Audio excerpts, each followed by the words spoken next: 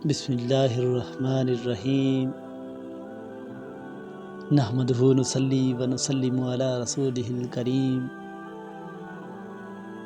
سوال یہ کیا گیا ہے کہ بچوں کو مارنا یعنی سزا دینا کیسا ہے؟ بچوں کو سبق یاد نہ ہونے کی صورت میں یا غیر حاضری، غیر اخلاقی حرکتوں یا شرارتوں کی صورت میں سزا دینا کیسا ہے؟ حالانکہ بعض حضرات اس حدیث کو دلیل بناتے ہیں کہ حضور علیہ السلام نے فرمایا، بچہ جب 7 سال کا ہو تو اس کو نماز کا حکم دو، اور 10 سال کی عمر میں جب وہ نماز نہ پڑھے تو اسے سزا دو۔ اس حدیث سے حضرات کرام یہ جواز نکالتے ہیں، حالانکہ مدرسہ کی انتظامیہ بھی کہتی ہے کہ سزا نہ دیں۔ بچوں کو مارنے کی شرعی حیثیت کیا ہے، اس حوالے سے قرآن و حدیث کیا کہتے ہیں؟ واضح رہے کہ استاد کو چاہیے کہ اپنے شاگردوں کے ساتھ شفقت کا معاملہ کرے اور ان کو اپنے بیٹوں کے برابر جانے، جیسا کہ حضور علیہ السلام فرماتے ہیں، میں تمہارے لیے ایسا ہوں جیسا کہ والد اپنے لڑکے کے لیے، اور اس بات کا اہتمام کرے کہ سخت کلمات کی بجائے نرم کلمات استعمال کرے، کیونکہ یہ زیادہ مؤثر ہے۔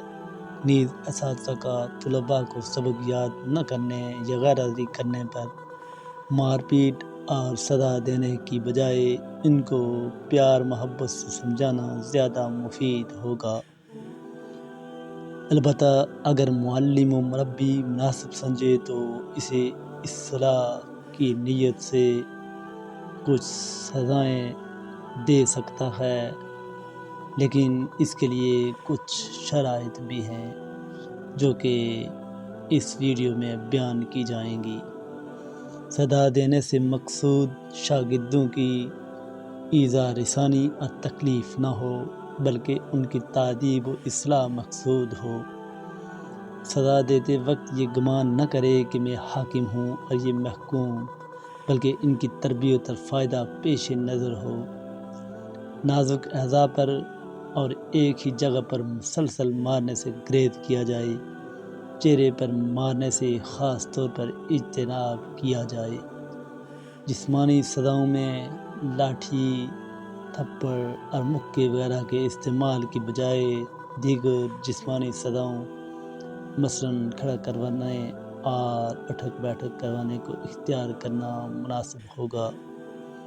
جتنی سزا کا مستحق ہو اس سے زیادہ سزا نہ دی جائے۔ غصے کی حالت میں سزا بالکل نہ دی جائے، کیونکہ غصے میں انسان حد اعتدال سے بڑھ جاتا ہے، اور بعید نہیں کہ غصے کی وجہ سے غیر مستحق بھی سزا کی لپیٹ میں آ جائے اور مستحق کے سزا کو حد سے زیادہ سزا مل جائے۔ ایسی مار جس سے جسم پر نشان پڑ جائیں یا دل پر اثر کرے، ہڈی تک اثر پہنچے، کھال چھل جائے یا خون نکلے، بالکل جائز نہیں ہے۔